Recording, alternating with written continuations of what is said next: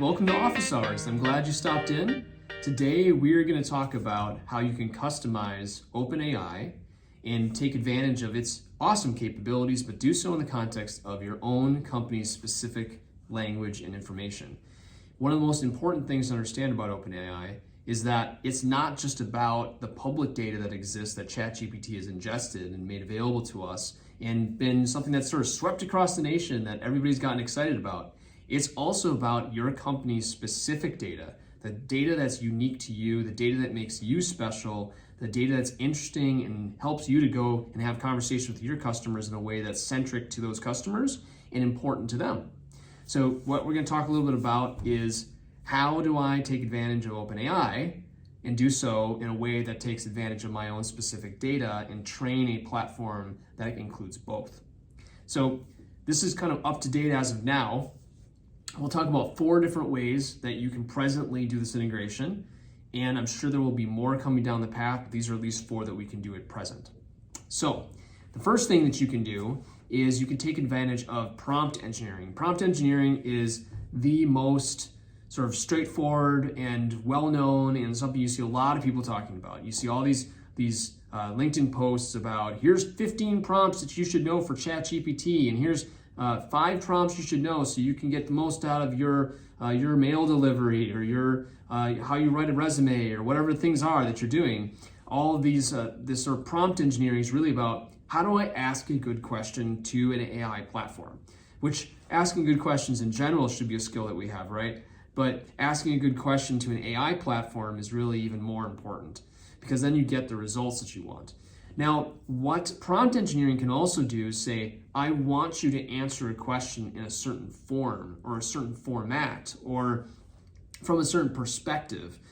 So maybe you're saying, I want you to answer this question from the context of a person who's interested in very specific technical manuals associated with mechanical engineering. Or I want you to answer this question in a tabular format so I can ingest it into something else. Or I want you to answer this question in a way that's indicating the truth of a situation from a certain point of view.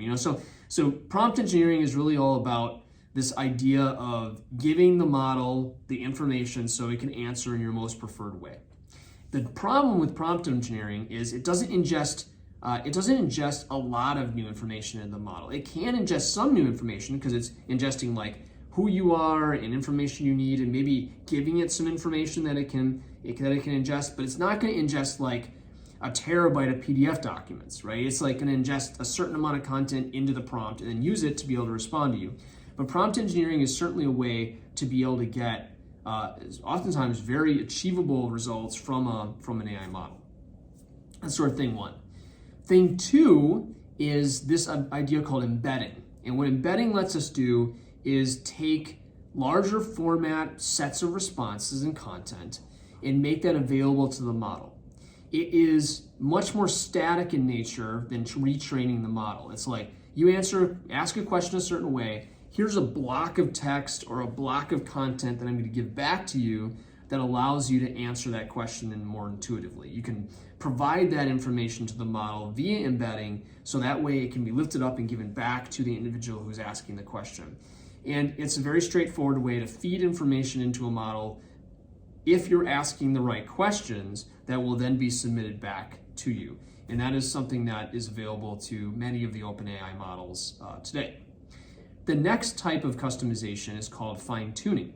And what fine-tuning does is actually sort of adjunct trains an additional version of the model itself. So, one thing that many people don't know is that when you deploy OpenAI in Azure, you actually get a copy of that model. It's not something which is public, it's something that is your own. It's something unique to your organization, and it's private to your organization. And we talked about that in a previous video. What fine-tuning does is lets you further customize and train that copy of that model. So I can ingest additional information into it and it can answer it in its most intuitive way possible. Whereas embedding is going to be more like you ask this question and here it is. fine tuning is going to be a little bit more ingested within the ability for it to respond. And that's what, one of the things that people really appreciate about these newer models is this idea that it's a very satisfying user experience. I can ask questions that are a little bit to the right, a little bit to the left, a little bit up, a little bit down, and it still kind of understands how to reply to them. And sometimes it gets it wrong, sometimes it gets it right, but it generally is interacting with me in a way that's predictable from a sort of human point of view. What fine tuning does is it makes that integrates that information into a much more intuitive way of communicating back with me. Okay, so the fourth element would be engaging in sort of a side-by-side model where they combine together.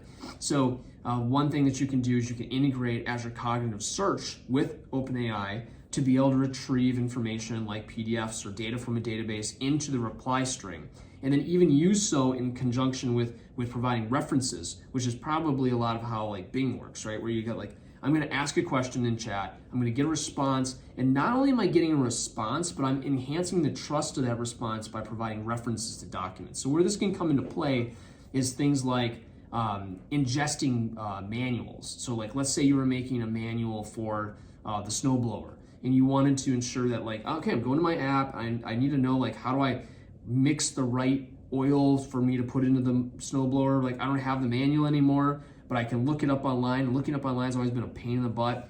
If I have a chat app, I can ask that question, it gives me the answer, but then also gives me a reference to the document where that exists.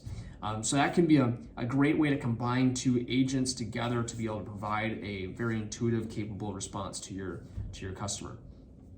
So those are really the four main integration approaches at present. Now, some things you're seeing coming down the line is things like plugins, abilities for it to go out and for companies to build a plugin that plugs into ChatGPT or GPT models that can then ingest other information from known sources. So I think we're going to see this area advance quickly because people love the intuitive, capable interaction that they get from the ChatGPT type platforms. But what they don't like is that the data is aged. And what we're all doing is we're building in these new capabilities to provide intuitive responses back to custom data or newly trained data.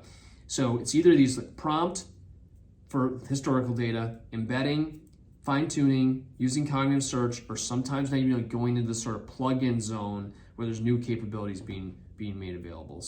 So much opportunity, so many ways for us to leverage recent data that can then become part of the way that we're building an intuitive experience for our internal employees that are trying to use data more effectively, or for our customers that we're trying to present a new intuitive information to them. So I hope this was interesting to you. It certainly was interesting to me. This is one of the most interesting things that we're doing with customers is simply that data mining capability, the ability to start bringing things forward. And hopefully it helps you to explore those capabilities. If you're looking to explore more, actually, learn.microsoft.com has quite a bit on prompt embedding and fine-tuning, as well as integrating cognitive search, or ping us, happy to help. And finally, so glad that you stopped in office hours today. This is so fun for me. I love having these conversations, essentially with myself, but with you as well, and having an opportunity to be able to create some really cool things in the market. So have a really wonderful week.